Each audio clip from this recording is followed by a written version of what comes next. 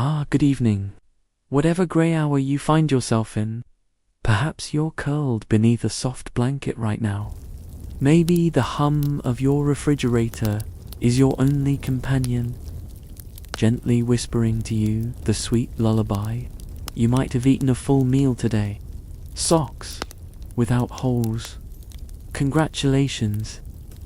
Tonight, we're wandering back to a time when socks were perpetually soggy and showers were reserved for dreams and delusions. A time of mud, rats, mustard gas, and a lotta waiting.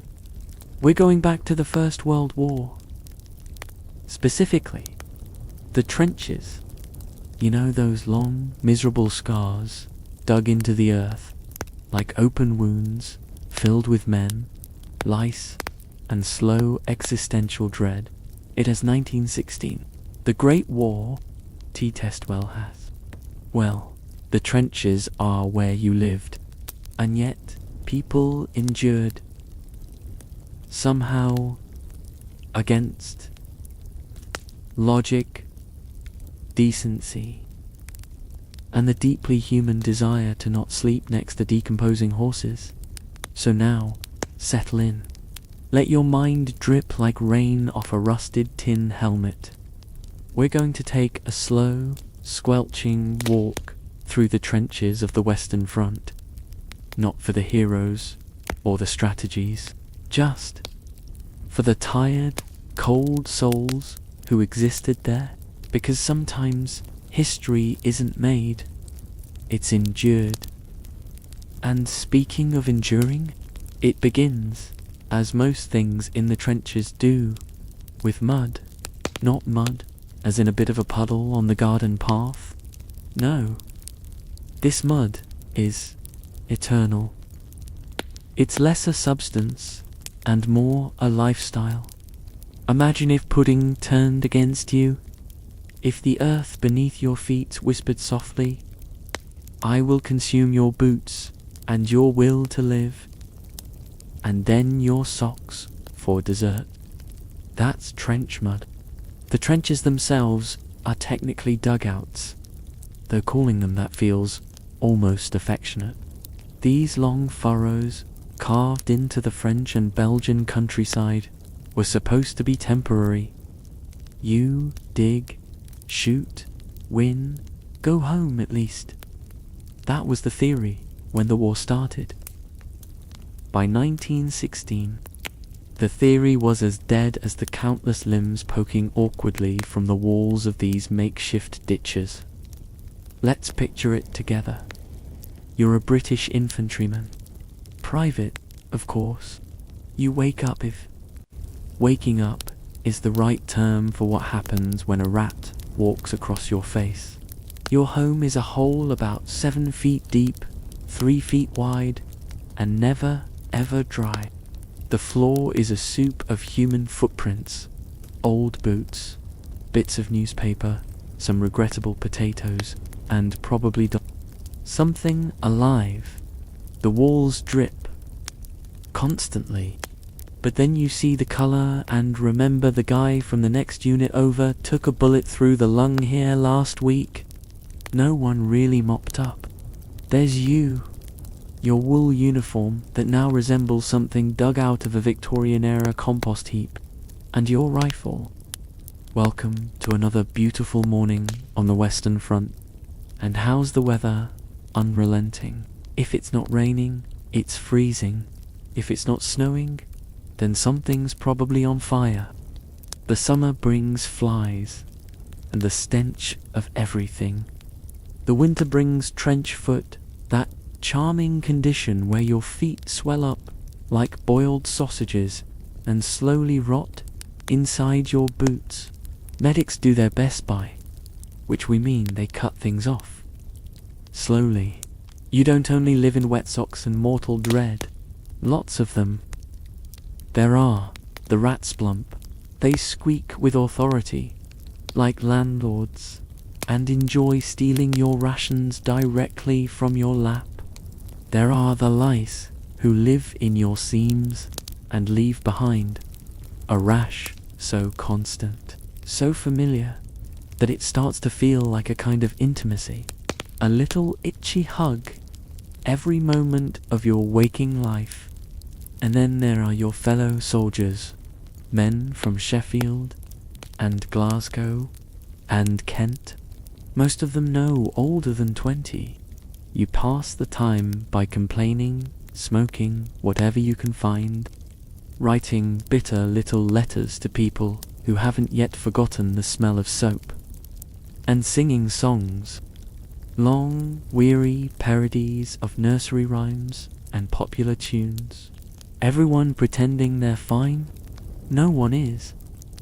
Breakfast, when it arrives, is tea and bully beef. Bully beef is like if a cow had a nervous breakdown and someone tried to can it. It comes in tins, smells vaguely like despair, and is served cold.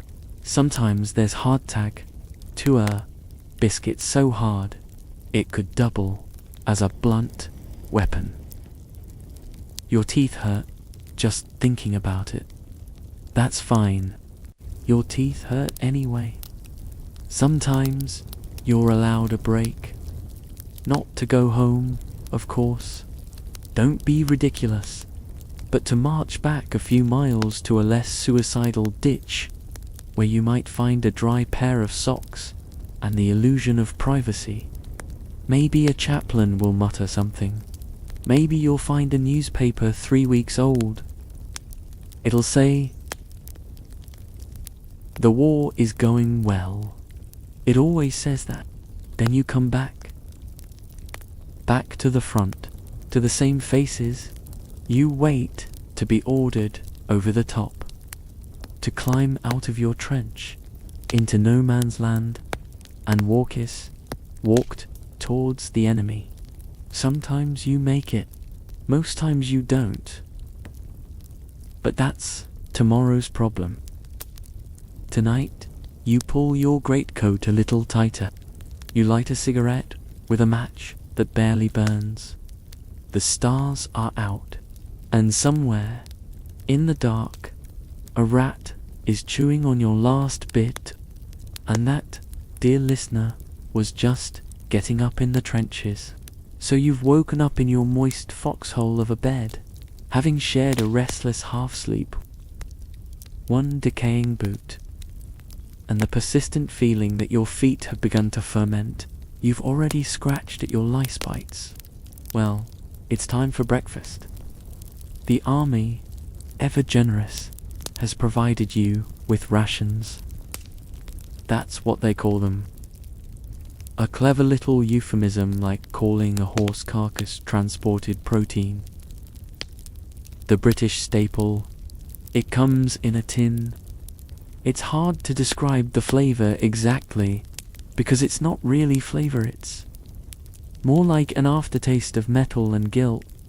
With that, a chunk of hard-tacked biscuit. Imagine if drywall had ambitions of becoming food. Soldiers often had to soak these biscuits in tea, just to make a dent in them, and sometimes the soaking only made it worse. And sometimes the soaking only made it worse, turning them into a paste that could choke a moderately ambitious rat.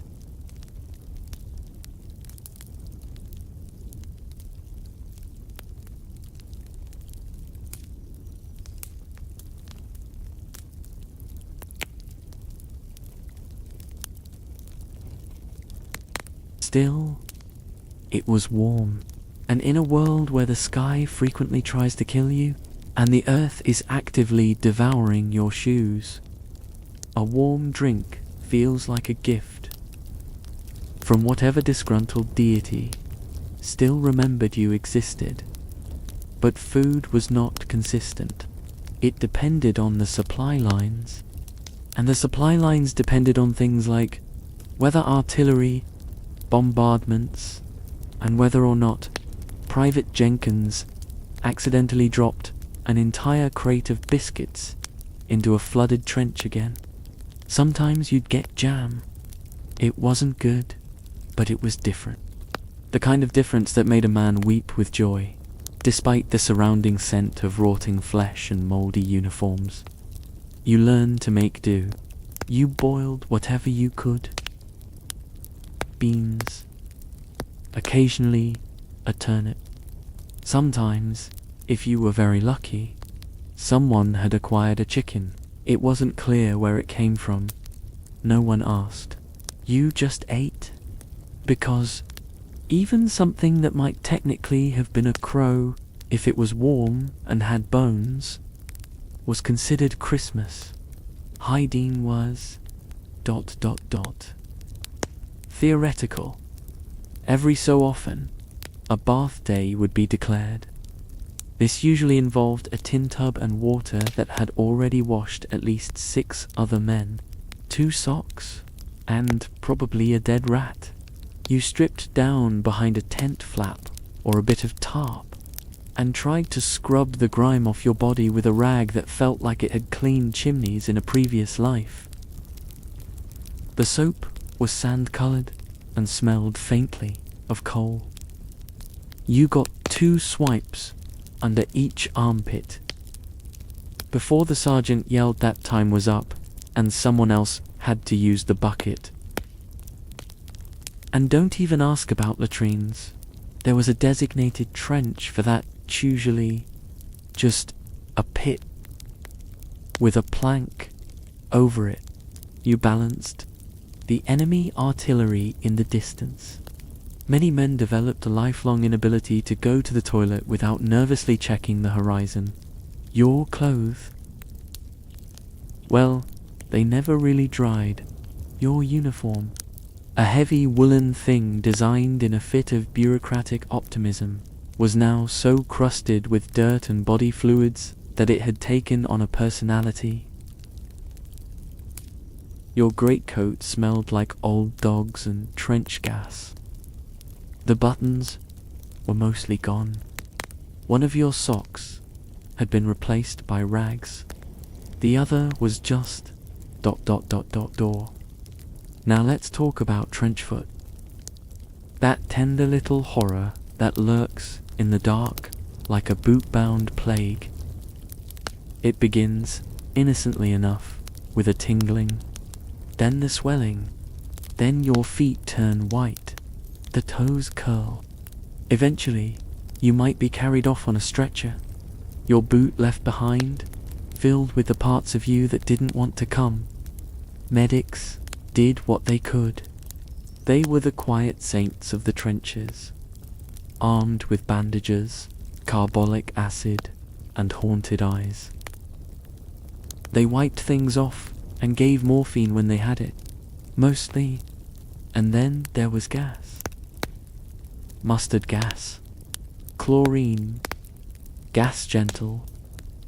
Early versions were crude, others were rubbery contraptions that smelled like dead tires and made you look like a distressed elephant. You could still die, of course.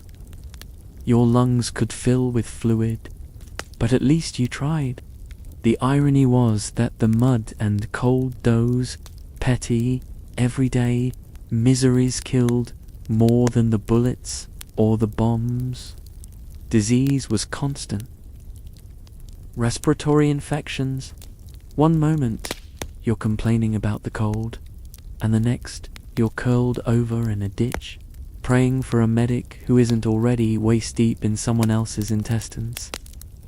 Yet, somehow, ... men found time to shave. Not every day, but often enough to keep up appearances, as if vanity were the final bastion of sanity. With a shard of mirror, a straight razor dulled by months of use, and hands shaking from cold and trauma, they would scrape their cheeks clean. Maybe it reminded them they were still human, or maybe they just didn't want to look too scruffy at their own funeral. Letters from home helped. When they came, you'd unfold the paper slowly, a clumsily drawn crayon picture from a daughter, a recipe your wife swore she'd cook when you returned, a stern note from your mother asking why you hadn't written. Sometimes There was a whiff of perfume, sometimes a pressed flower, a tiny rebellion against the mud. The trenches were full of these tiny rebellions. Men played cards with greasy fingers. They carved their names into the butt of their rifles. They passed around dog-eared copies of the Daily Mail and laughed at cartoons that weren't funny. Someone might humor him. Another might tell a joke about the Germans that he'd told 17 times already. No one cared. They still laughed, because it was either that or scream. Sometimes, at night, the bombardments stopped. The stars would come out, indifferent and bright. You could hear men whispering, someone crying quietly, the distant bark of a dog no one could explain, the breathing of dozens of souls, too tired to be afraid anymore. You might even sleep, for an hour, maybe two, curled like a crusty comma in the bottom of a trench, your rifle beside you, your soul somewhere far away, dreaming of dry beds, of clean water, of silence that didn't mean death. And then the morning would come, rain again, or sleet, or the hoarse cry of an officer saying something about over the top. But that's for later. For now, you sip your lukewarm tea. You scratch, you spit, you sit, and you wait. There's a sound you learn to hate in the trenches, not the booming of shells or the stutter of machine guns. Those come and go, like angry weather. No, it's the sound of dripping. Steady, slow, unforgiving. The sound of rain making love to the mud, again and again, until the entire world feels like it's dissolving into sludge. Because rain is always there. Even when it isn't raining, somehow the dampness lingers. Like the war itself, the rain becomes a character in your life. Not dramatic, just always around. Like a distant relative who showed up uninvited and never left. It clings to everything. Your clothes, your soul, your tin cup, your rifle, your thoughts. There were days when the sun did come out, it's true, briefly, but it was never triumphant. The sun in the trenches didn't warm, it mocked. A ghost of better days, glinting off barbed wire, casting long shadows of skeletal trees. The sky was often a dull grey soup, a lid screwed tight on the pot of suffering below. In such conditions, rot was the perfume of the trenches, and sometimes, yes, parts of you rotted. The smell was indescribable, not just death, but wet, alive death, a stew of mud, blood, and the sour ammonia stink of countless unwashed men. Some trenches were better than others. If you were stationed in a dry sector, you might actually go a few days without losing your boots to the muck. But for most, the water sat in pools, stubborn and dark. They called them duckboards. Supposed to keep your feet dry, they didn't. What they did do was provide something solid to trip over while you were being shot at. And then, they were everywhere. The size of small cats, and nearly as bold. They had no fear. They had no reason to. Where there are corpses, there are feasts. And the trenches were a buffet. They ran along the parapets at night, squealing and chattering. They nested in abandoned helmets. They gnawed at rations. Men would wake up to find that a rat had chewed through the leather of their boot and into their flesh. Casualty reports. It was common almost. Not for food, they'd sharpen bayonets, but for every rat you killed, 3 more seemed to arrive, blinking lazily in the pale light, as if to say that the best you got, of course, it wasn't just rats. Lice, too? Oh, yes. Tiny white specks that nested in your seams and laid their eggs in your armpits. They brought with them trench fever and you could delouse your clothes if you had time. That usually meant holding them over a flame until the lice popped like corn. Something like burning hair and stale soup. But there was no delousing your soul. Men became quiet in the trenches. Some stayed loud, defiant.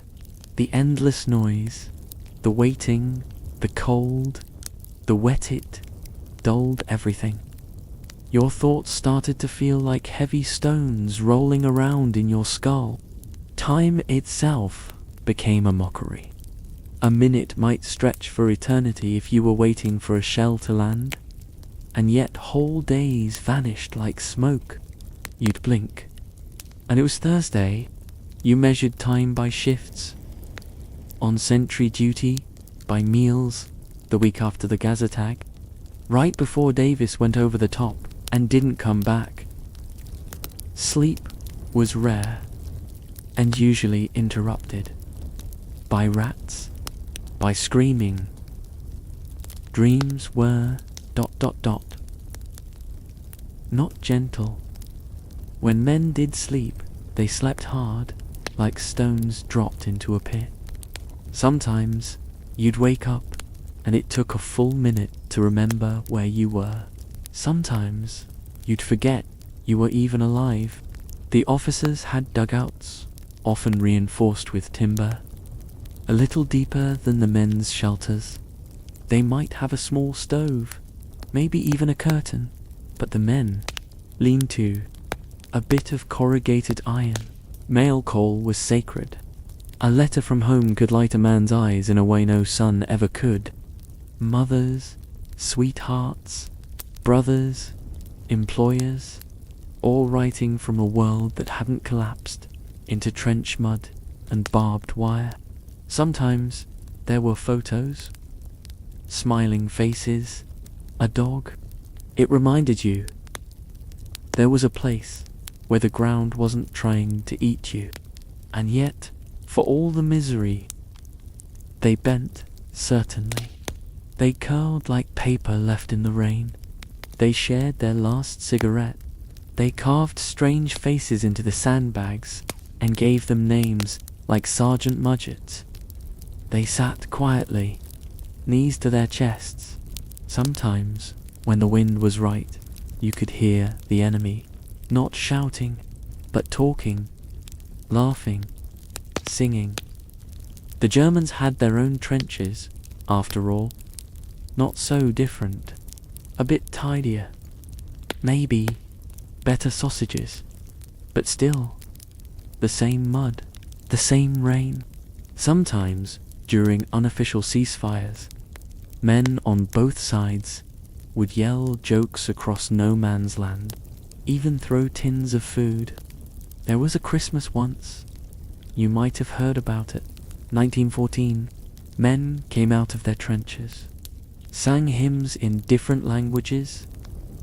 It didn't happen often, but it did happen, a fragile, absurd moment of humanity. And then the shells resumed. The weather never changed much. Sometimes the sky would glow orange at night from the distant fires, but mostly it was grey. Even the mud seemed to forget its original colour. And through it all, the men endured, not because they were heroes, not because they wanted to, but because they had no choice. Night in the trenches is not the peace you'd think. It is not quiet, not truly. It is simply less loud. The thunder of daytime bombardments may subside, but in their place comes a deeper, more intimate terror. Darkness falls over the trenches like a wet. This is when the rats come out in full procession. This is when the water pooling at your knees begins to freeze. This is when your breath fogs the air in front of you, your lungs struggling to find warmth where none remains. And this is when you're on sentry duty. Sentry duty. The fine art of standing perfectly still, perfectly miserable, for 2 hours at a time, staring across no man's land, for signs of movement that may or may not be real. You're stationed on the firing step, eyes barely level with the parapet, fingers wrapped around your rifle, which is slick with dew. You're not allowed to sit, or hum, or yawn too loudly. If you nod off, your commanding officer might shoot you himself, not out of spite. Because if you fall asleep, and someone crawls across the wire with a knife in their teeth, and a quiet prayer in their heart, your entire section could be dead before the sun rises. No longer a roar, a rustle, a scream that might be a fox, or not. You can't tell.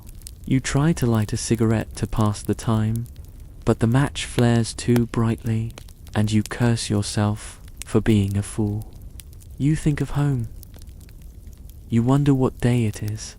Across no man's land, maybe 50 yards away, a German is also standing, also freezing, also wondering what day it is. Neither of you want to kill each other, because that's how it works. Now and then, a flare lights. The sky a sputtering ball of magnesium. It casts the world in ghost white light for a few seconds. Every shadow becomes a monster. Every corpse stands tall again for just a heartbeat. Your eyes hurt. Your ears are ringing again. They always ring because of the shells. Let's talk about that now, shall we? Shell shock, they called it. A nice word, polite, almost technical. Sounds like something you might get from a bad oyster. But it wasn't polite, and it wasn't rare. It starts with a blast. You're crouched low, boots in the water, half asleep, thinking of your sister's cooking, and then the sound of the world being torn apart. An artillery shell lands 10 feet from your trench. It didn't hit you directly, but you feel it. The air is pulled out of your lungs. Your teeth rattle in your jaw. Your knees buckle. Your ears don't hear a sound at all. For a moment, just silence, then a high-pitched whine. Everything is dust. Your friend is gone. You don't know where. And you are still breathing. After enough of these 5, 10, 100, you begin to change. You jump at noises. You twitch in your sleep. Your hands tremble so badly you can't load your rifle. You start to talk to things that aren't there. They called it cowardice at first, or weakness. The old men with neat mustaches and polished medals back home thought it was a matter of discipline, but it wasn't. It was the human brain unraveling slowly under impossible pressure. Eventually, they gave it a name. Shell shock. Some were sent home. They stayed, and the war rolled on. Back in the trench, the night continues. You hear the creak of a shovel. Someone is digging out a bit of collapsed wall. Someone else is burying what's left of Jenkins. There's no ceremony, no flags, just a few words, a nod, and then the dirt falls.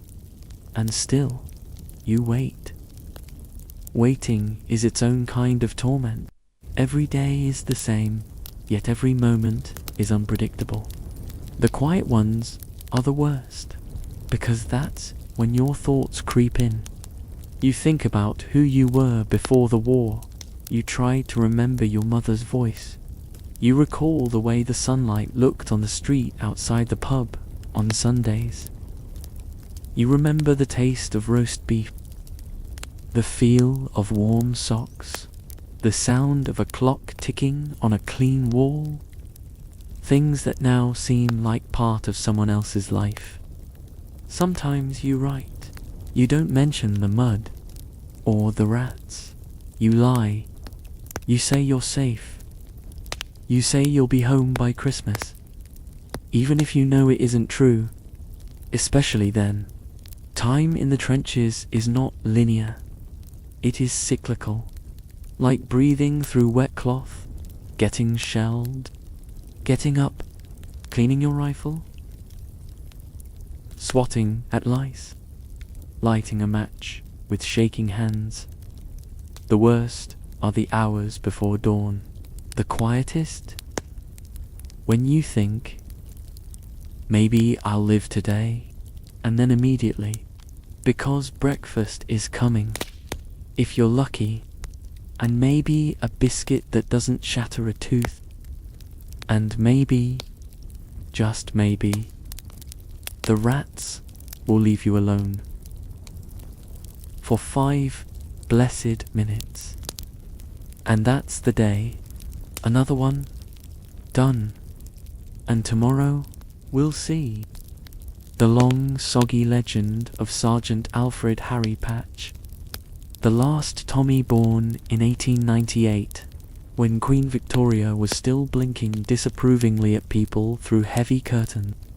Alfred Patch, known to friends and eventually the British public as Harry was not, at the beginning of his life, remarkable, and, if you asked him, he never became remarkable.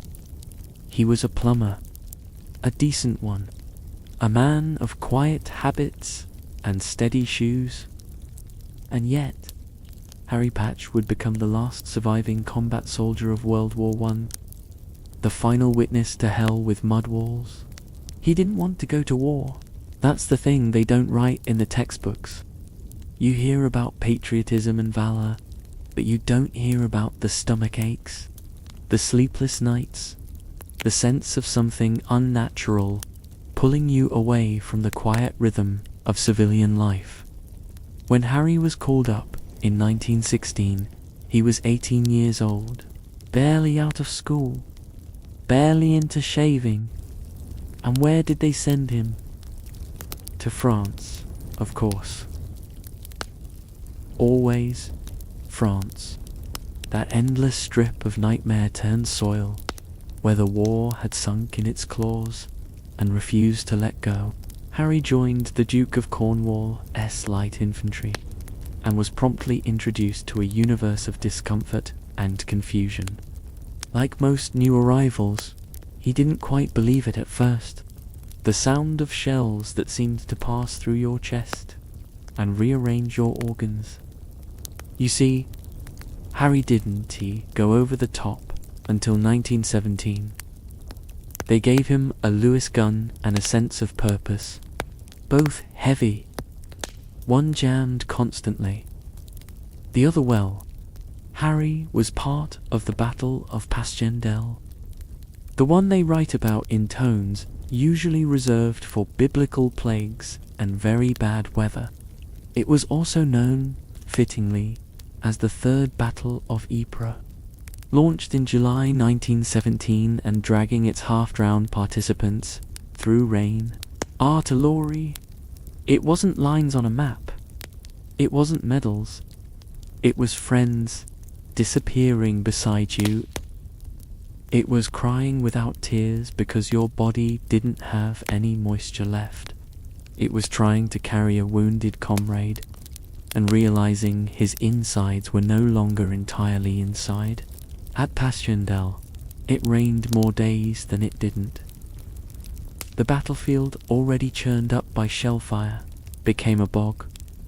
Soldiers drowned in it, drowned in a field with no water source, just rain and death and more rain. Harry later said that the only thing that saved him from madness was his friends. A handful of lads from his unit. They shared everything's cigarettes, and then, one by one, they were gone, sent home. It tore through his stomach and groin. A minor miracle, really, that he lived. Most men in his position didn't. He spent the rest of the war recovering, and then, just like that, it ended. Except, it didn't, because the war never really ends. Not for the ones who were there, not in their minds, not in their sleep. After the war, Harry went back to plumbing. He married, had children. He didn't attend remembrance services. Not because he didn't care, but because he cared too much. He didn't want to glorify something that, in his own words, should never have happened. Decades passed. World War II came and went. The Cold War, the Beatles, space travel, microwave ovens. Through it all, Harry kept quiet. Just a man in a small house, with a shed and a worn-out coat. Then, in his 100th years, not loudly, not grandly, just enough. Enough to remind us what was lost. Enough to say, war is organized murder and nothing else. He didn't want statues. He didn't want titles. He didn't want titles. He just wanted people to know what it was like to live in fear of gas, to feel the mud in your ears and the sorrow in your bones. He died in 2009 at 111 years old. The last Tommy, the last British soldier who fought in the trenches, the final thread in a tattered tapestry of senseless bravery. When he died, Britain fell quiet, and for a brief moment, not the politics, and the eyes of a man who saw too much and told us only what he had to. Paschendale. Drowning in earth and memory. If you've ever walked across a waterlogged field in winter boots, sinking into soft earth, your steps heavy and awkward, then you're almost 0.02% of the way to understanding what Paschendale was like. Now imagine that field torn to pieces, the soil churned into porridge by thousands of boots and hooves and wheels. Add rain, not the romantic kind that drums gently on rooftops, but the mocking kind that soaks into your bones and makes everything smell faintly like mildew and failure.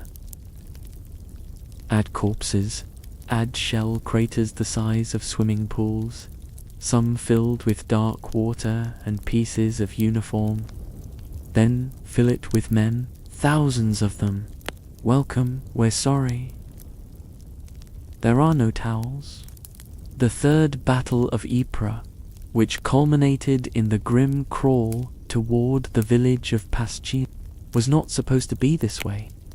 The Allies, under General Haig, had dreams of reaching the coast and cutting off German submarine bases.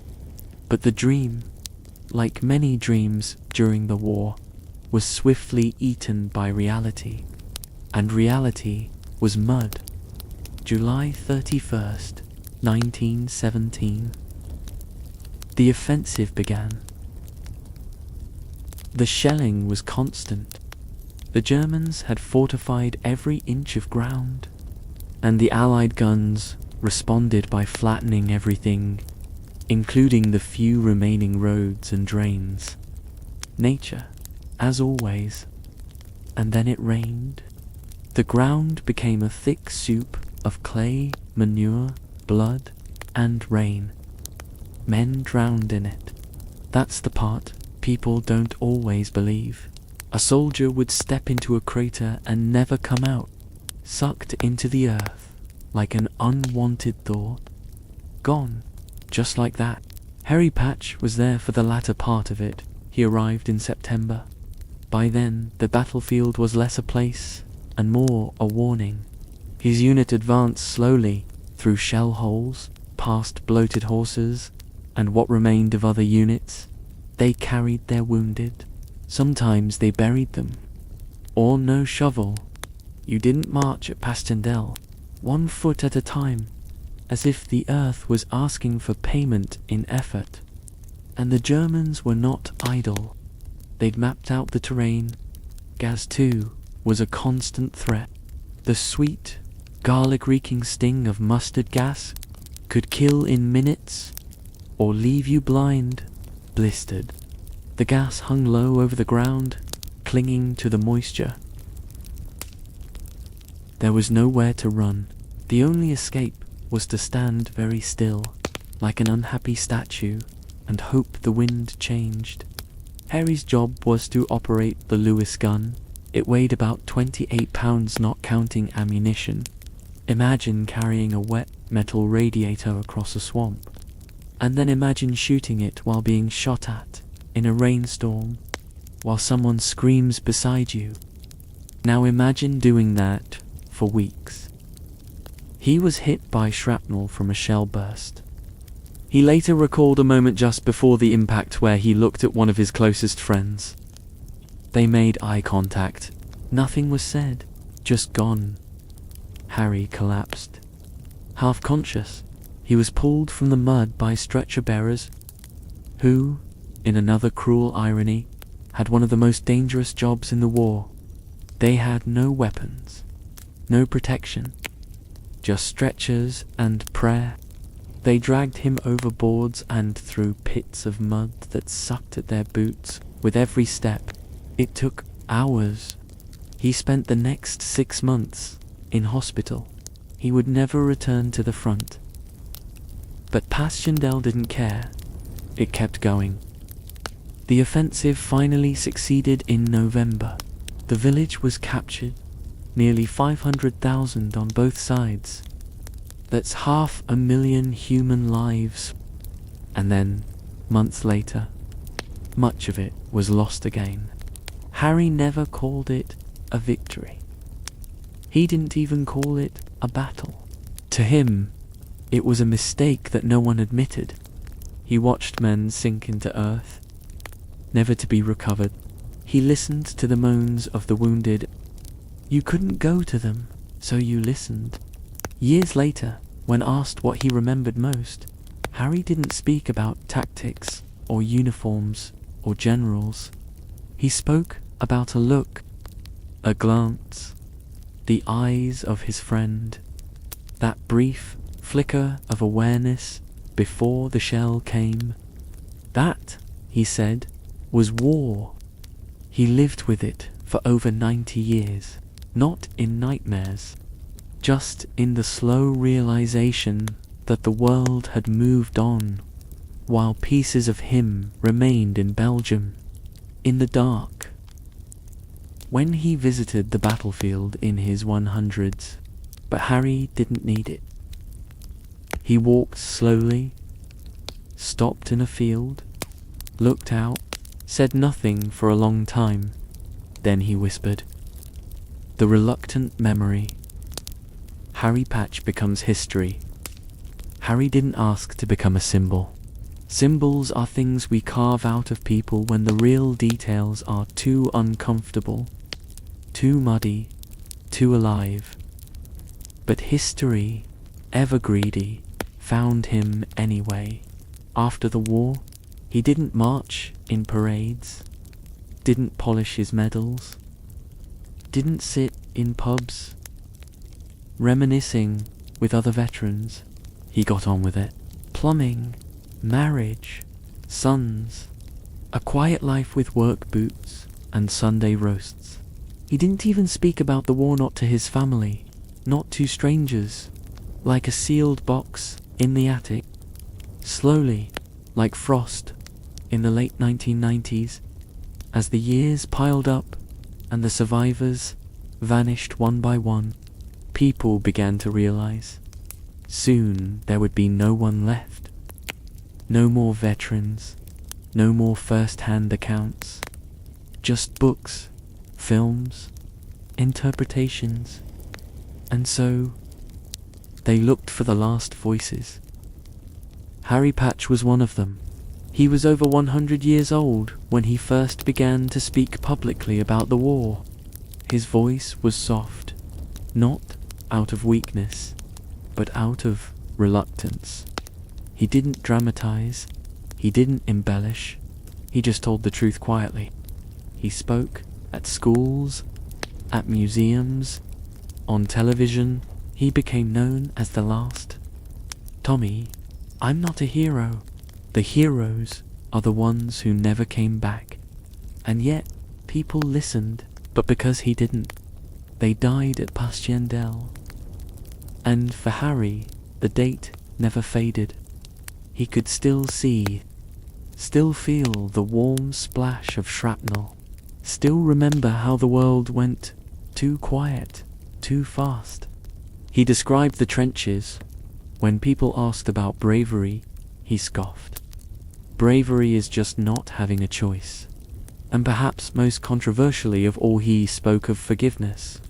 Harry didn't hate the Germans. They were boys, just like him, cold, afraid, covered in the same filth. He once said that he felt closer to a German soldier who fought beside him in the mud than to a politician who stayed dry back in London. He became, against all odds, a bridge, not just between past and present, but between enemies. He met German veterans, shook their hands. He stood at the Menin Gate. In 2004, when he was 106, he returned to the battlefield where he'd nearly died. He laid a wreath. It had no Union Jack, no flag, just a simple message. He became a minor celebrity. Newspapers ran stories.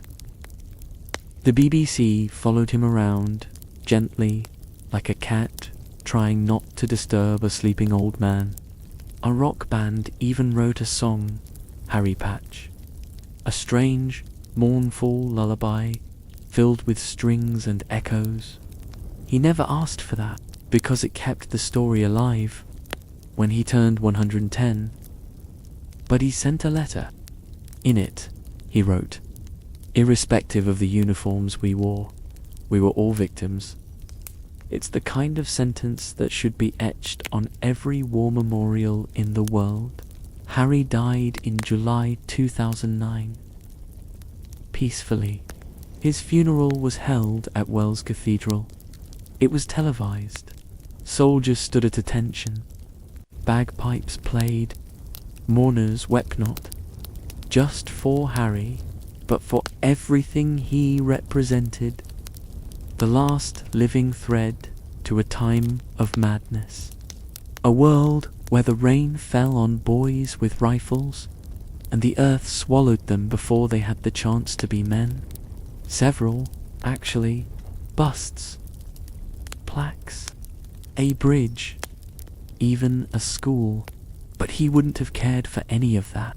What he wanted, he said, just enough. But of course, the world didn't listen. It rarely does. New wars came, same mistakes. But for a brief moment, when Harry spoke, we remembered, not the flags, the look in a friend's eyes before they vanished. And that, perhaps, is as close to memory as we're allowed to get. By the time Harry Patch passed away in 2009, the Great War had long since faded from living memory. What was once urgent had become chaptered. A schoolchild's term paper titled Causes of WWI. double-spaced. Reluctantly typed, "Due Thursday." But with Harry, it wasn't a story, it was lived. Even at 111, his hands still remembered how to load a Lewis gun. His back still ached in the places that pressed against trench boards. And his eyes, always tired, always kind, still scanned the faces of strangers the way soldiers once scanned no man's land, just in case someone was missing, just in case someone shouldn't be there. There is, in the end, a cruelty. To be the last of anything is to be a custodian of ghosts. Every birthday Harry celebrated after a certain point became not a joy, but a census of absence. No one else remained, not the medics, not the lads who laughed about the tea, not the officers who barked orders they didn't believe, not the rat hunters, not the singing voices in the dark, just Harry, the last Tommy. He carried them quietly. Every name, every face. He never called it a burden. Just something that stays with you. And stay it did. He didn't speak in heroic language. He didn't say, "I fought for freedom." Sometimes that's more honest. In the end, for the boys in the trenches, it was dry socks, a spoonful of jam, the briefest moment without fear. When people asked Harry about medals, he was dismissive. "They should be given to the dead," he said. "They're the ones who earned them." When asked about politics, "They tell you where to go and who to fight, but they're never the ones lying face down in the mud." He had nightmares. They lessened with time, or maybe he just stopped dreaming. He said, "Sleep was better in old age," listened more than he spoke. In interviews, they always asked what advice he'd give the world. He always said the same thing: "Don't glorify war. There's nothing glorious about it. Nothing." After he died, there were grand ceremonies. Poets wrote about him. Politicians spoke his name with polished reverence. His photograph, an old man in a dark suit with watery eyes, was shown on screens and pinned to bulletin boards.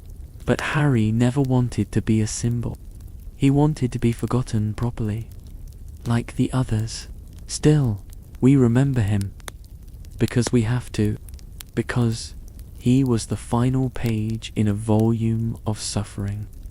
And if that page closes without us reading it, the whole book risks being rewritten. A few years before his death, Harry visited Tynecott Cemetery in Belgium, the largest Commonwealth war grave in the world. He moved through the endless rows of white stones, his hands sometimes reaching out to steady himself.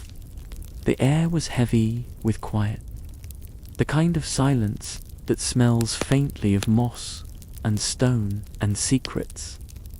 He stopped at a grave with no name, just a number, just known unto God. He stood there a long time. Then he said to no one in particular, "This was all for nothing. No anger, just sadness." A conclusion stated like the weather, like a forecast that had been ignored. Rain, always rain. And yet, even with all he'd seen, he wasn't bitter. That's the part people misunderstand. He didn't hate the world. He just understood it too well. He had seen what fear could make people do. He had seen the cost of forgetting each other's humanity. He believed people could be better. He forgave, not because it was easy, but because holding on to hatred, it says, service, sacrifice, silence, and really, that's enough. Harry Patch was not a war hero. He was a war survivor, and that's far more interesting, far more human. In his last recorded interview, when asked what the war had taught him, Harry looked away for a moment. Then, in a voice like wet, "And people shouldn't be killing each other." It wasn't polished, but it was, perhaps, the truest thing ever said about war. And then, as quietly as he had come, Harry Patch was gone, and the world was silent. The curious case of Trenchmouth, for all its horror, when everything normal falls apart, the abnormal creeps in not with banners, but with soft, strange muttering in the trenches of WWI.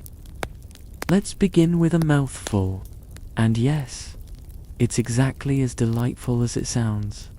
Officially called acute necrotizing ulcerative gingivitis.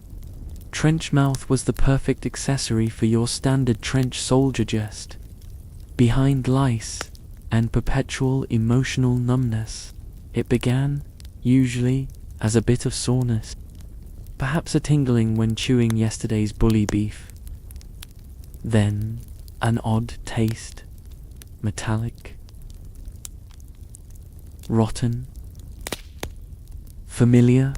Within days, the gums turned grey, then black, ulcerated and bleeding. Your breath could kill roses. In severe cases, the cause, a combination of malnutrition, stress, poor hygiene, and living in a sewer with uniforms. The treatment, well, hope. Some rinsed with salt water, others used spirits. Not ghosts, so some may have tried but gin or brandy or kerosene. The medics, which leads us gently into another trench favorite. Weird medicine. Now, doctors in WWI weren't fools. Many were bright, dedicated men with good intentions and stiff upper lips, but they had limited tools, so they improvised. Let's start with goat testicles. No, not metaphorically. A Dr. Serge Voronov, French by passport, and utterly bizarre by nature, believed that transplanting goat testicles into humans could restore youth and vitality. He never worked directly in the trenches. Mind you, he was more of a post-war sideshow, but his theories crept their way into the consciousness of the era. Imagine a young veteran limping home, told he could regain strength, not through rest or therapy, through the intimate assistance of a farm animal. But more than zero, a golden oldie, a greatest hit of medical desperation. In short, drilling a hole in your skull to release pressure, or, depending on your particular physician, to let out the evil spirits. By WWI, it was still in use, mostly for treating brain swelling caused by shrapnel. Sometimes it worked, sometimes it just made everything louder. Now, we could talk about morphine, and we will. But first, let's take a detour through something softly unhinged. You see, as more and more men returned home with vacant eyes and trembling hands, the families of the dead sought answers, not from doctors, but from mediums.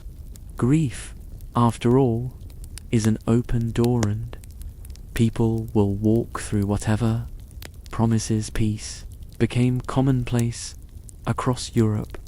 A chair at the table for James, a flickering candle, a photograph of a boy in uniform who never came back. Some mothers, wives, and sisters believed they had spoken to their sons in the afterlife, heard tapping on the walls, watched a planchette spell out mud over and over.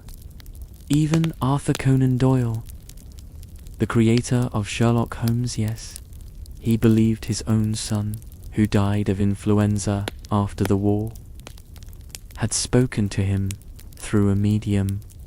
Doyle gave lectures, wrote books, insisted this was real, and in a way, it was. Not true, perhaps, but real. Because loss warps reason. And in the years after the war. But let's return to the physical. Back to the trenches. Morphine, the milk of oblivion, issued freely to medics. It dulled pain and clouded memory. It was injected into thighs, arms, buttocks, sometimes directly into wounds. For some, it was a mercy.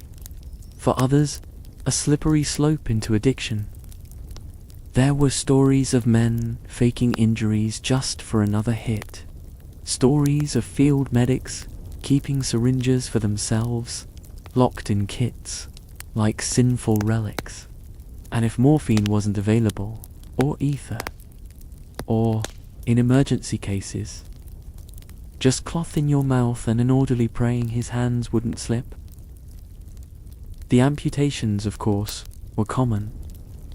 One shell, in the field hospitals, rows of legs and arms, waiting to be claimed.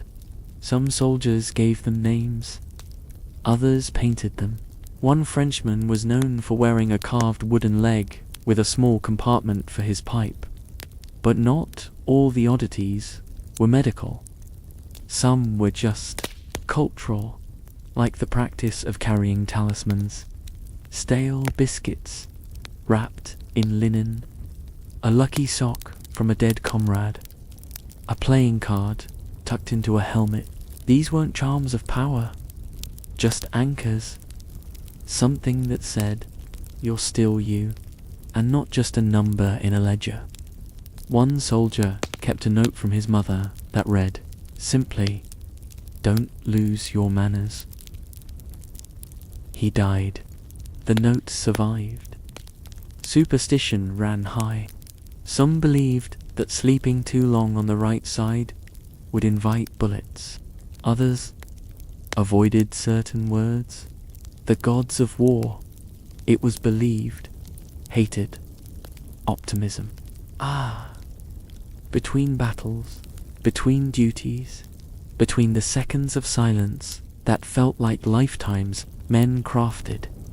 Out of shell casings, wood, bone, they made jewelry, boxes, little figurines, intricate engravings, on spent bullets. It was a strange, beautiful rebellion. The hands that held rifles could still create, not destroy. Trench art found its way home, sent in parcels, carried in packs, now sold in antique shops or displayed in museums behind glass. And in each, twisted as they rue, can still feel the breath of someone who needed to make something human in a place that no longer was. Of pigeons, perfume, and the lucky gas mask that didn't work. Anyway, but you must understand, before radios became reliable, before wires weren't cut by shellfire every 6 minutes, and before anyone truly trusted a phone that crackled like a haunted tea kettle, the most dependable form of communication on the Western Front was birds, carrier pigeons, to be exact. Feathery little heroes with message tubes tied to their scrawny legs, and a knack for flying through artillery. Smoke with more grace than the average lieutenant had, walking across a puddle. The soldiers had names for them. Bloody Featherbag. These were not just animals. Hundreds of thousands of messages were sent via pigeon, and, miraculously, one bird, a famous one, went by the name Cher, a media friend in French. In 1918, she arrived with a leg hanging by a thread and a bullet through her chest. Still flying, they gave her a medal, preserved her body. You can visit her today in a glass case at the Smithsonian. If you'd like to cry in public, men trusted birds more than maps. Because maps told you where the front should be, pigeons told you whether or not you'd be shelled in the next hour. Speaking of trust, let's glide seamlessly into another object of misplaced hope. The gas mask. We mentioned it earlier briefly, because the gas mask is one of those objects that's become oddly iconic. You've seen them, elephant-trunked contraptions that made every man look like a deeply confused anteater at a masquerade ball. They were supposed to protect against gas. Cocktails of cruelty drifting over the battlefield. Now, early versions of the gas mask were ... enthusiastic. Less protective device. More we sincerely hope this works. Soldiers were initially told to urinate on a handkerchief and tie it around their mouth. Ammonia in the urine would neutralize chlorine gas. In theory, mostly, eventually, proper masks were issued canvas and rubber. They were carried in bags, always at the ready. Some men even slept with them on, others decorated them. One sergeant painted a mustache on his mask to remind himself what dignity used to feel like, but the masks weren't foolproof. Many men didn't get them on in time. The gas would hit, suddenly, silently, a strange color creeping along the ground, yellow, green, grey, eyes burning, men clawing at their throats, coughing up blood, crawling blindly through mud, toward nothing at all. After a gas attack, the masks came off slowly, suspiciously, like peeling off a bandage in reverse, afraid not of the wound, but the air itself. And then, for good measure, you'd perfume your uniform. Yes, perfume. Soldiers carried little bottles of scent, not roses. Just cheap colognes or herbal sprays, things to dab on a sleeve. A handkerchief. Maybe the collar of a wool tunic. Anything to momentarily mask the stench of death and sweat and trench foot. Sometimes it was given to them by mothers or sweethearts. A drop of home, a smell that whispered, you existed before this. Other times, it was just practical. The trenches smelled, and men, like anyone, still longed to not be offensive even while holding a bayonet. Now let's talk about paranoia. And not the regular kind. It was common during tense lulls in fighting for soldiers to accuse one another or the enemy, or the cooks, or the rats of. Wells were guarded, canteens were checked, a slightly funny taste. No one really knew what clean water tasted like anymore. To be fair, after weeks of drinking from puddles behind the latrine trench, everything was suspicious. At one point, rumors spread that the Germans were putting cholera in the rain itself. Men looked at clouds with fear. That's the kind of thing war does to you. And then, there were the mascots. Every unit had one, even a tortoise, in one famous case. These animals, absurdly, were given ranks. Sergeant Billy the Goat was decorated for bravery. A kangaroo served with the Australian Imperial Force. Someone tried to bring a bear. They wore uniforms, slept in dugouts. Some were even allowed in parades. In a world unraveling at the seams, a tiny thread of sanity wagging its tail. When the mascots died, and little crosses, flowers, a biscuit left on the mound. Men who couldn't find time to grieve their best friend would weep openly for a terrier named Patchy, because Patchy didn't scream when the gas came. Now, before we close this part of our strange catalogue, every soldier wrote one. Some hid it in their boot. Others folded it into the lining of their coat. A promise to a brother. A confession of love to a girl they kissed. Once behind a chapel, just the hope that someone would find it. These weren't dramatic declarations. Most were messy, not religious, just human. Others dissolved in rain. Some were never written at all.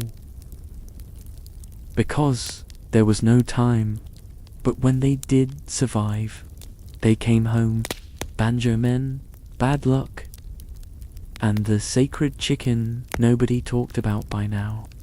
You might be getting the sense that life in the trenches of the First World War was indeed just a daily exercise in survival, but a quiet theatre of coping mechanisms, not grand ones, not brave ones, just the little rituals and strange beliefs that made it all feel survivable.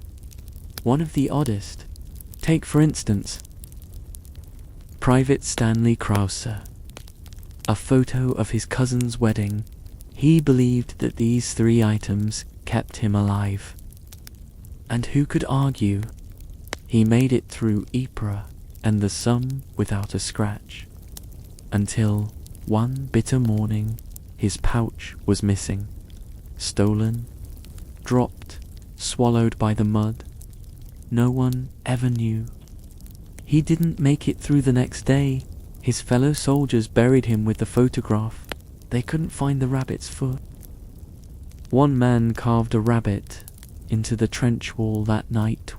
It stayed there until the trench collapsed 3 days later, under heavy rain. You could scoff. It's easy to scoff. But luck was a currency more reliable than gold or glory. Some believed in numbers avoiding the number 13. Others never washed their socks before going over the top. One officer insisted on eating exactly 3 spoonfuls of jam before every battle. If the spoon clinked against the tin, he would spit and start again. He survived the war, or perhaps not, said the men, shrugging into their lice-filled uniforms like unlucky monks in a monastery of mud. And then there were the musicians. Yes, musicians in the trenches. You see, or played. And sometimes, in rare but glorious moments of levity, a banjo. There was a man in the 12th Battalion of the East Yorkshire Regiment, Private Tom Gaskell, who carried a banjo wrapped in canvas across 3 fronts. He played in the evenings, just after stand down. He played slow songs no one remembered learning. And somehow, that twangy, almost comically chipper instrument, played softly in a trench, didn't sound absurd. It sounded like hope. Cracked, yes. Slightly out of tune, but honest. Tom was shot through the leg in 1918. The banjo was pierced as well. A hole clean through the body. He laughed when they brought it to him. Said, it gave the instrument a better tone. He lived. The banjo did too. Though its G-string never quite recovered. One Canadian outfit had a fiddle, 2 tin whistles, and a bugler who couldn't actually play, but made a convincing sound when drunk. They played concerts in dugouts, surrounded by helmets and candle stubs. They didn't charge tickets, just smiles. And then there was the matter of pets. Again, we've already mentioned the mascots, the dogs, the goats. But there were stranger cases, One particularly mysterious entry from a British field diary describes a chicken of unknown origin. Kept hidden behind sandbags, it laid eggs precisely once, which were scrambled and served to an officer who reportedly wept. The chicken died during a gas attack. It was buried with military honors. The diary notes the presence of 6 soldiers, a candle, and a single hymn played on harmonica. Then there was the crow. In the French trenches, near Verdun, a black crow reportedly took up residence. On the parapet, men believed it was a spirit of a lost comrade, of death itself, of someone's great aunt, Margaret. The crow watched, always, never flew away. It was fed scraps. Sometimes it cawed during bombardments. Some swore it could predict shell fear. He missed. That night, half the trench was shelled to ruin. The survivors never spoke of it again. Let us also not forget the quiet superstition of letters that couldn't be sent. Many men wrote letters to people who had already died. A brother killed last winter. A best friend who vanished over the wire last week and hadn't yet returned in parts. These letters were never posted, just folded carefully, placed in pockets, or mess tins, or under helmets. Men believed that writing these letters, pouring out everything they couldn't say out loud, shielded them, gave them another day. They knew better. But knowing is only part of survival. Believing, well, that's the other half. And so they wrote. One man wrote to his own future self, addressed it. To me, it was found in his coat pocket in 1980, just barely. He kept the letter his whole life. Said it reminded him of who he used to be, or maybe who he thought he was. No one ever really knew. In the final, fumbling hours before a dawn offensive, when the trench walls loomed like tired shoulders, and even the lice had grown sluggish with despair, a kind of stillness would settle. Not peace, just a pause, a breath before the storm. And in that breath, there was a superstition. To whistle was to call death. It was believed that it angered the gods of mud and artillery, that it mocked fate. Whistling was seen as the final act of a man who didn't he know what waited over the sandbags.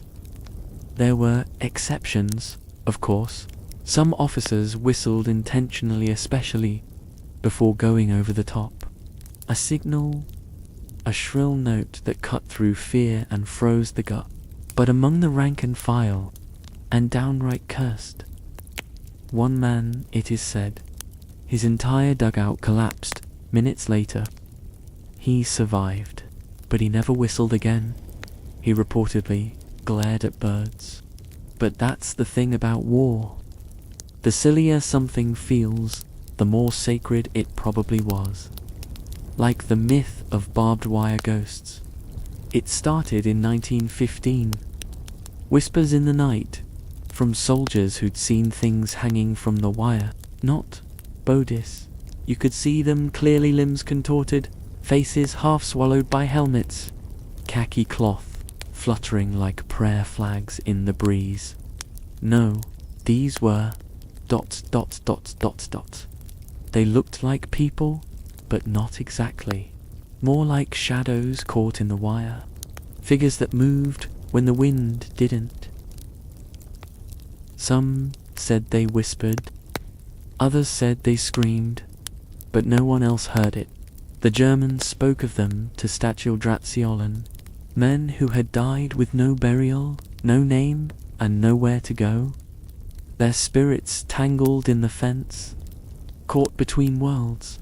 There's no evidence for any of this, except for the silence that often fell around the wire after dark.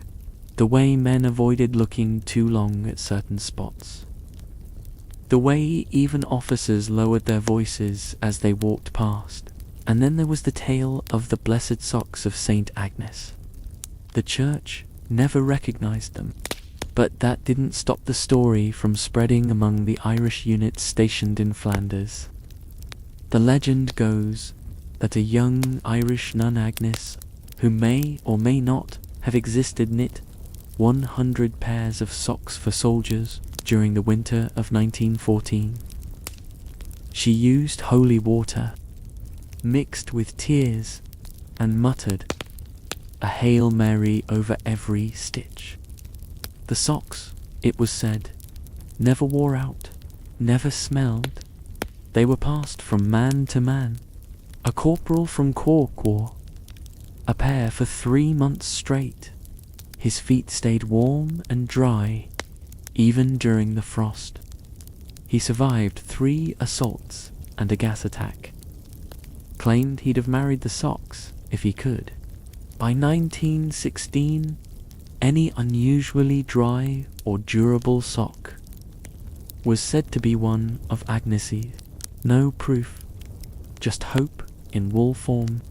One officer tried to collect, then wanted to analyze them for strategic textile application. So did the officer's boots. Coincidence? And what about the spoon charm?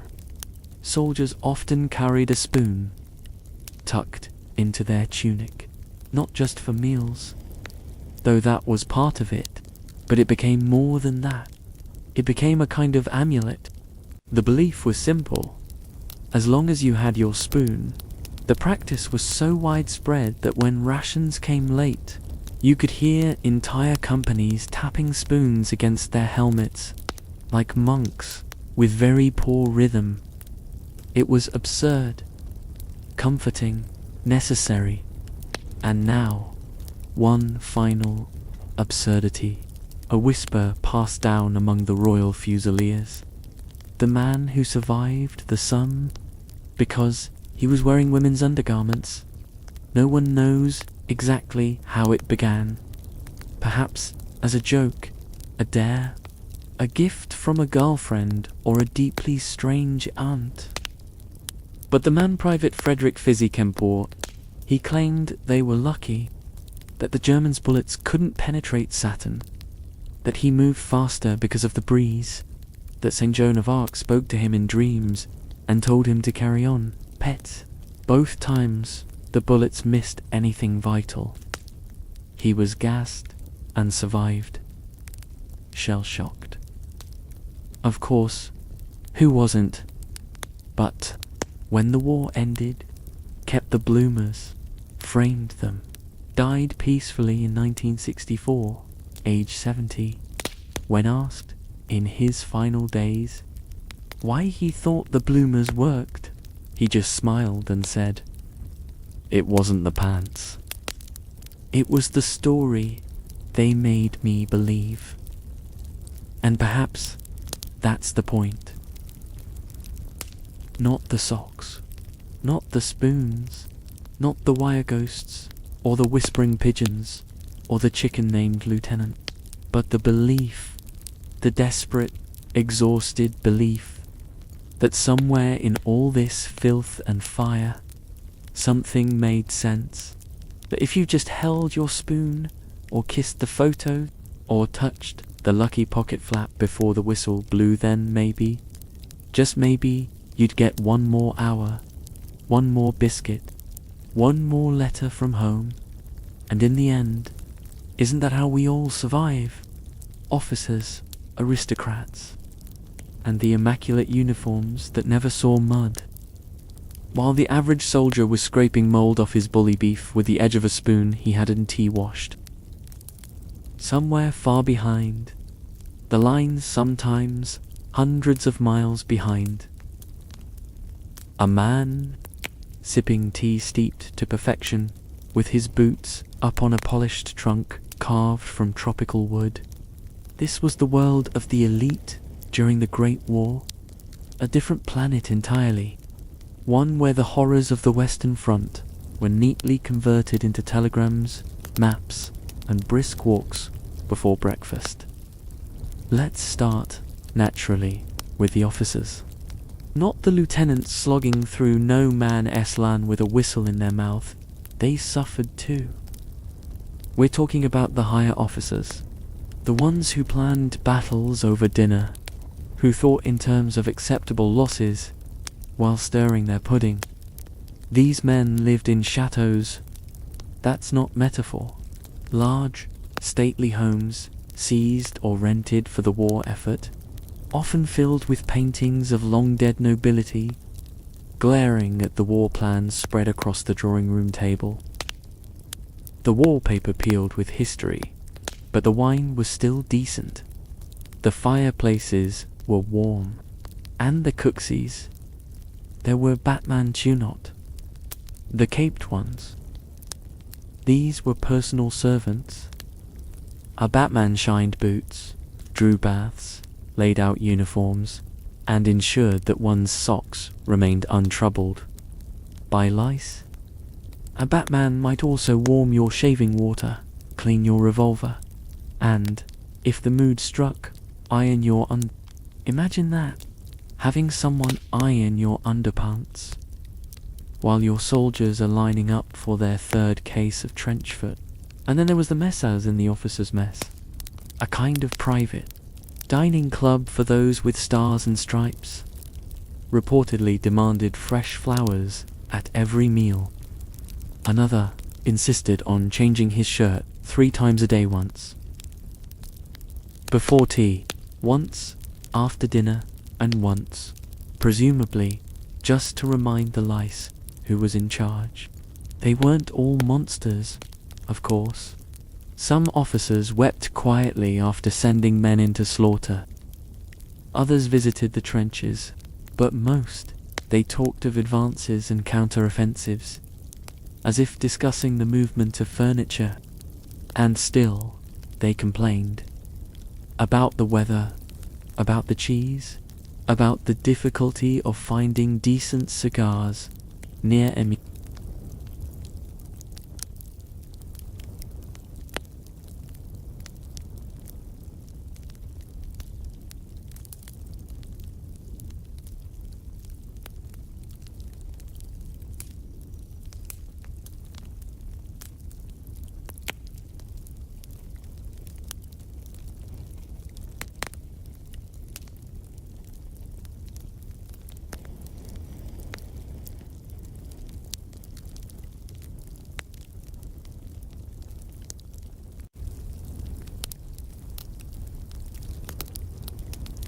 with eat in 10-second intervals. Men like Field Marshal Sir Douglas Haig, who managed the British war effort with a kind of granite optimism. Haig often criticized, believed in attrition, wearing down the enemy through constant assault. And so, men were sent over the top in waves. Some said it was madness. Others said it was strategy. Haig said, "Success in battle is not measured by casualties alone." Easy to say from a headquarters 20 miles away.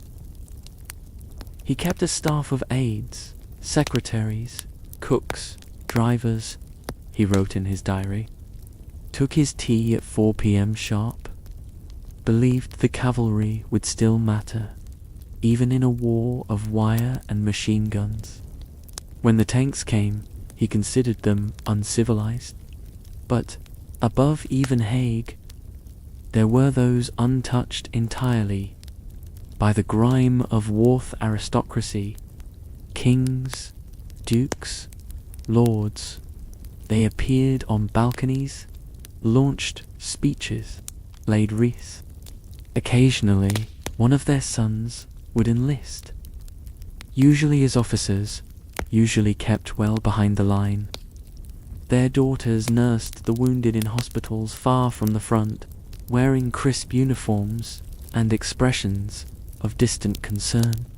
King George V, to his credit, did visit the front, briefly, in polished boots and a uniform that had seen exactly 0 combat. He waved. He nodded. He looked concerned. In Paris, war salons sprang up. Grand homes where the rich and famous gathered to discuss the war effort over brandy and peter. They knitted scarves for soldiers, raised money, sent hampers filled with things no one on the front could use, like sugared almonds and piano wire. And the press loved it. Photographs of duchesses posing with care packages, portraits of field marshals in gleaming medals. Even Queen Mary had her moment-stirring factories. Meanwhile, back in the trenches, was picking maggots out of his socks with a mess tin lid and wondering if the war would be over before his teeth fell out. But there's a deeper irony to all of this, because even the most insulated elite could not entirely escape the war. A shell doesn't care about rank.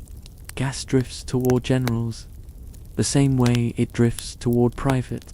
And when the war was done, some elites lost sons, some lost faces, limbs, reputations. The war reshaped them. It left dinner tables with empty seats. Some retired with pensions and titles intact, attended galas, and when asked what the war had meant, they often said, "It was a difficult time, but we showed resolve." Resolve. What a lovely word. It does not fit in a trench. Chaplains cologne, and officers, collar-clad figures who floated between the clean and the wretched like ghosts, in good tailoring. Chaplains were men of God, spiritual guidance, and the occasional polite shrug when asked, "Why does God hate this field so much?" Some were stationed behind the lines in well-kept barracks or administrative compounds. They would walk into trenches with their little Bibles, their sensible boots, and their expressions of gentle alarm. They held services between shelling.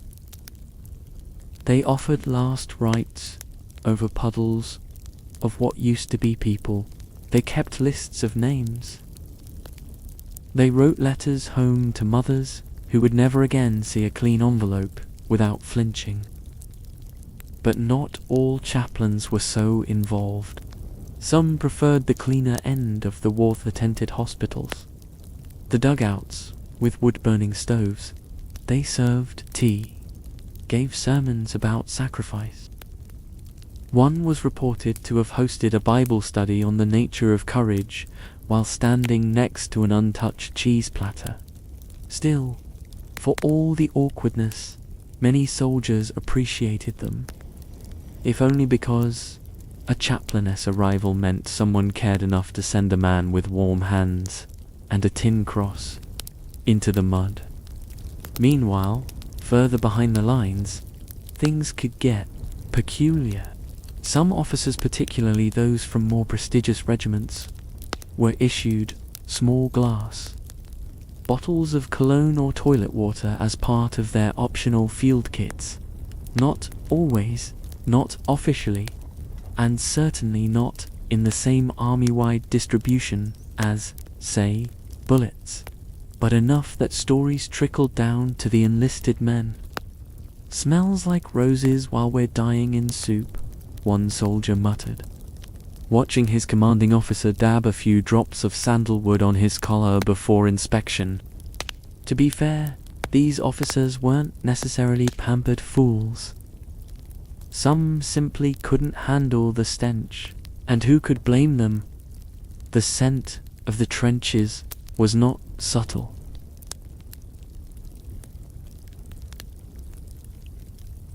Nor you. Think wet dog rolled in spoiled meat and left to dream in a latrine. Any whiff of lemon or lavender, a sensory holiday. Then again, there were those who treated their hygiene with the reverence of a royal ritual. One officer, according to a regimental journal, shaved twice daily, even while under bombardment. His Batman held a mirror. When questioned, he simply replied, "Discipline, my dear fellow. Start with the chin." And then there were the officers who tried, not just tried to survive, but tried to connect, to prove they were one of the boys. This usually ended poorly. Upon joining his new unit, he declared, "We shall eat together, same cups, no barriers," and I thought. He then proceeded to eat only the beans. As he wasn't fond of bully beef and brought his own teapot from home, the men smiled politely, then filled his boots with cold tea while he slept. Another Major Grenham insisted on joining patrols in no man's land. He brought a bright white scarf and a walking stick. The Germans, confused, probably assumed he was lost. His men, mortified, told him to stay behind next time. He agreed, and sent them off with sandwiches wrapped in wax paper and hand-drawn maps of possible cheerful routes. He meant well, so many of them did. But war makes meaning well look rather foolish. In the long light of the flare, the ones who earned true respect were different. They didn't give speeches. They didn't eat the same food as a performance. They simply stayed. When the shelling started, they didn't retreat to their dugout. They huddled in the same trench, teeth clenched, praying the same prayers. They shared cigarettes. They loaned gloves. They wept when the stretcher bearers came too late. They didn't try to be liked. They just were. But behind all this, the chaplains, the scented hunkies folded with care, was a larger truth. That the higher up the chain you climbed, the fewer people seemed to bleed. Even the most polished officers had their quiet breaks. One colonel, known for his immaculate uniform and habit of quoting Horace before breakfast, was found sitting alone one morning, just staring, long enough for the tea. Another, a general, no less, walked the rows of a field hospital after midnight, touching shoulders. They weren't immune. No one was, even behind the lines, even in the chateaus, even in rooms with clean linen and ironed maps. Because the war was not just over there. It was in the letters, in the telegrams. The elite didn't always know the war, but the war always knew them. Crowns, caviar, and compassion with curtains, drawn while privates in the trenches were learning how to fall asleep with their boots on, and a rat the size of a Yorkshire Terrier chewing through the heel. The monarchs of Europe were technically at war with each other. It was, in a strange way, you see, King George V of Britain, actual blood relatives.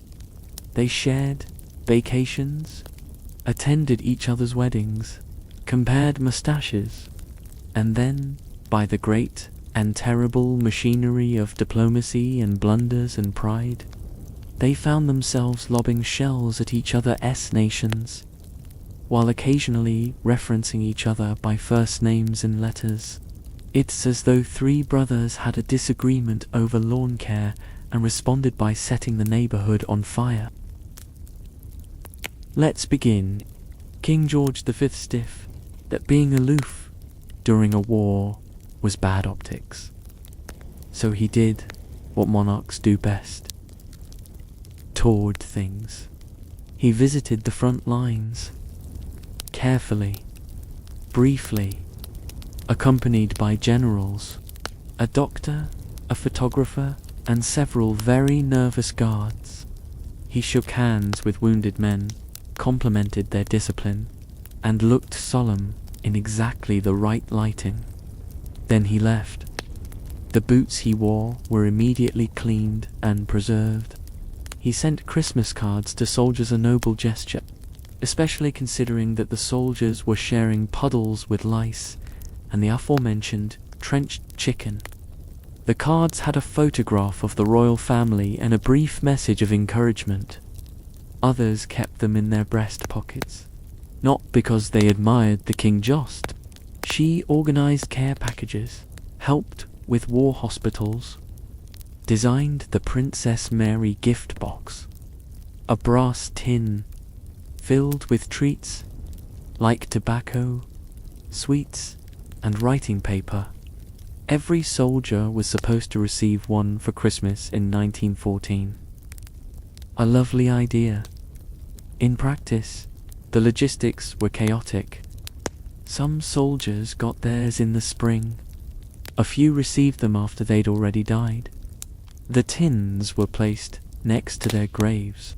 The elite women of Britain formed charity leagues. They knitted scarves and socks, cried gently into monogrammed handkerchiefs during patriotic speeches. There was nothing wrong with this.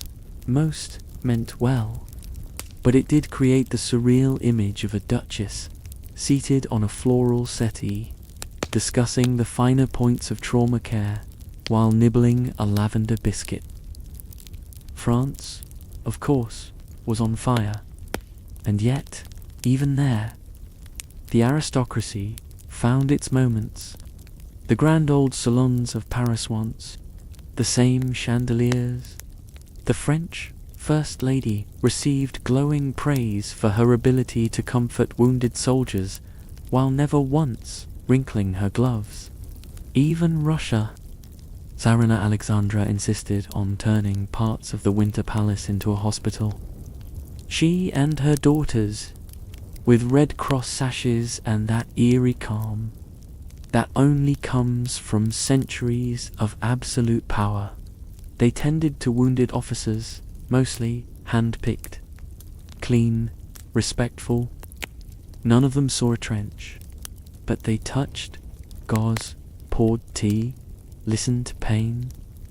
And in Germany, the Kaiser continued to dress in elaborate military uniforms, sashes and gleaming boots while giving speeches about honor and divine destiny. He rarely visited the front, safer that way, and yet, behind these polished displays, something more subtle was happening. Elites understood they couldn't appear untouched, so they performed sorrow, with music, with wreaths, some of it sincere, some of it ... rehearsed. In Buckingham Palace, silence would fall at tea. When casualty lists were read aloud, a respectful silence. Then came the sugar. At Sandringham, a private estate of the king's, a group of estate workers had joined the army together. Known as the Sandringham Company, they vanished at Gallipoli, simply disappeared. Some said they were gunned down, others that they'd been swallowed by the mist. A memorial was erected. The king wrote letters of condolence. None of it brought them back. Back in London, the soldiers stood straight. Sometimes, behind the smile, you could see the recognition that this ceremony was for someone else, that this clean, polished room did not know what they had known. Still, some appreciated it, but the acknowledgement, even if it came with biscuit, one soldier awarded the distinguished conduct. I hadn't smelled that in 2 years, and so the elite continued, in their way, hosting fundraisers, inspecting hospitals, sending baskets, naming sons after generals, dabbing cologne behind the ears before a service. They weren't evil, just elsewhere. They fought their war in symbols, in speeches, in careful mourning suits and pews in grand cathedrals. Meanwhile, on the front, a soldier sat in a crater, holding a dented tin of tobacco, wondering if the man on the coin in his pocket even knew what the mud tasted like. Chandeliers. After the rain. The echoes of privilege in a broken world. When the war finally ended, it ended in train cars and parliament buildings, in signatures and seals pressed onto paper by men whose shoes had never touched blood. The armistice. Simple, their boots dry, their collars stiff with starch. Outside, men stared at the trees. It didn't. For the elites, the ending came with orchestras. In London, bells rang out across the city. Children waved flags. Church bells, long silenced. Royal households released statements. The king gave thanks. The queen wore black for decorum. Photographs show them looking solemn. In France, Paris erupted. Streamers drifted like leaves. In the salons of the wealthy, people toasted survival, while the wounded were still being carried off the trains. One duchess reportedly fainted from joy, then immediately ordered fresh eclairs. Meanwhile, on the front, many soldiers wept. Others stared. Some simply slept, exhausted beyond emotion. No parades. Just a moment of air that didn't taste like cordite. That was enough. Back among the upper classes, legacy became the next battle. Titles? Scholarships endowed by those who'd never held a shovel. War was now to be organized.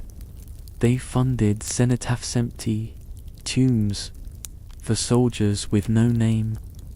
They hosted remembrance concerts in concert halls where the chandeliers still glistened, even if no one looked up at them anymore.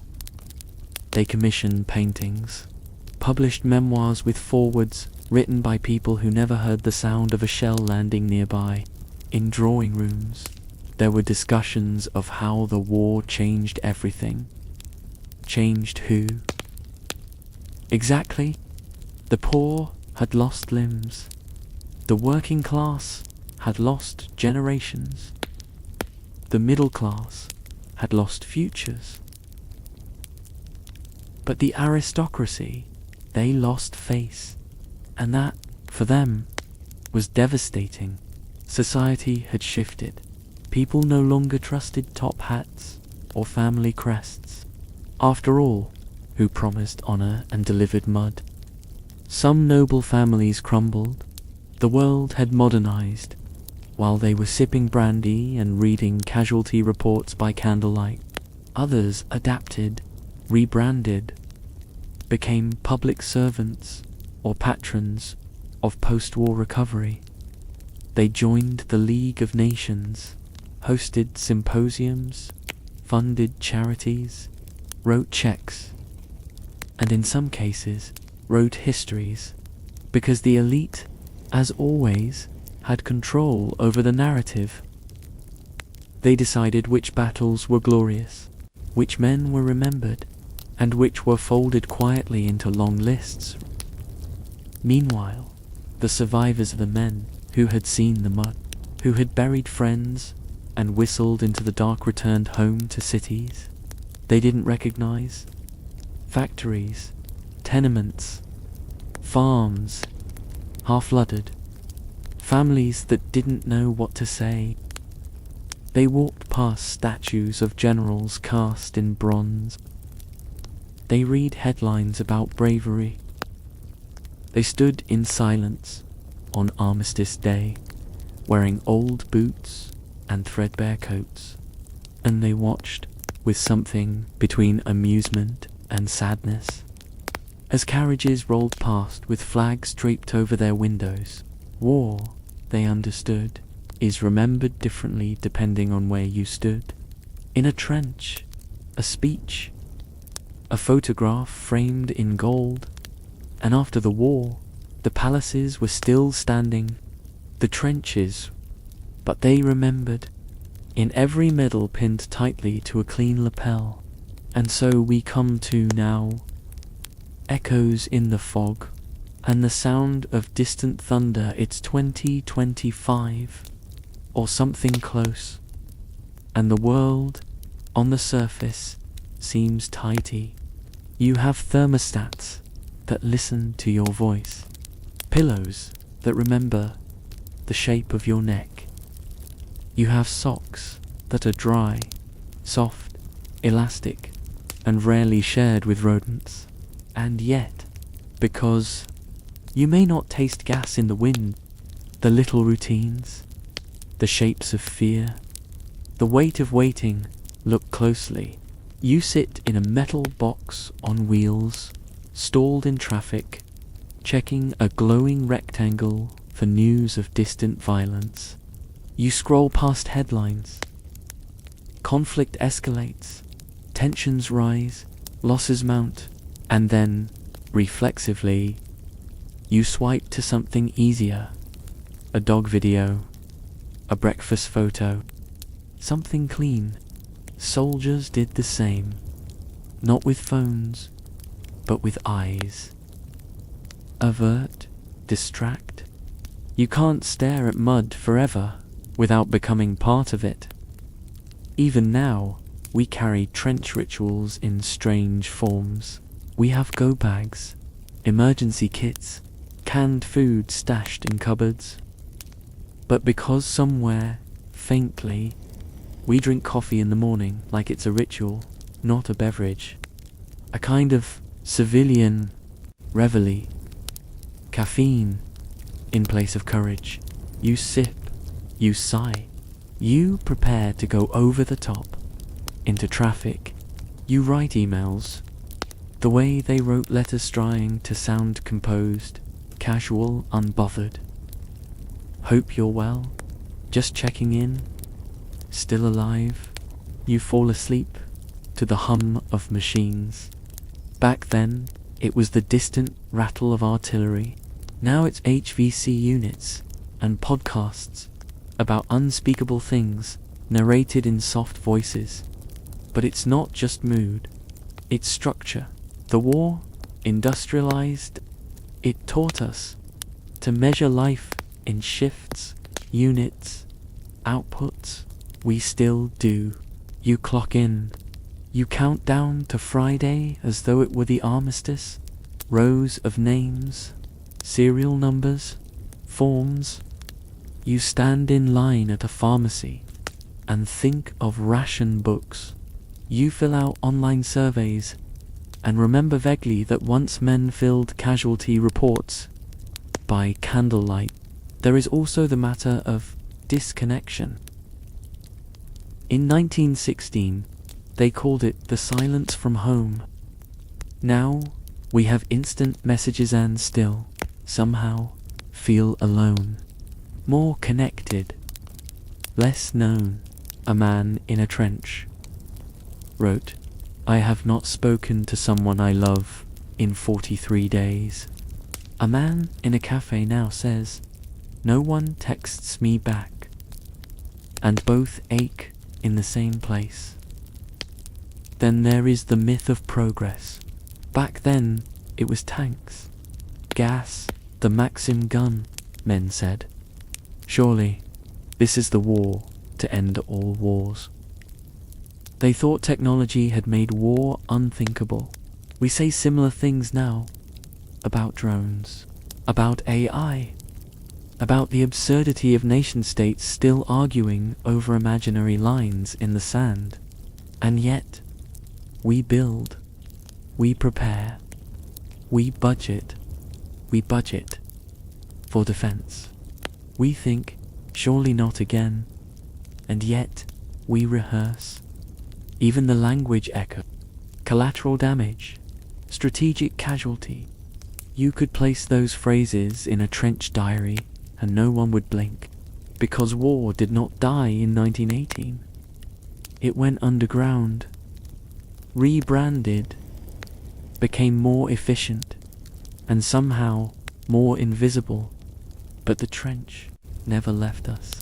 It's in the shelters built beneath schools, in the news feeds tuned to panic, in the backpacks with iodine pills and bottled water, and it's in the stories we still tell.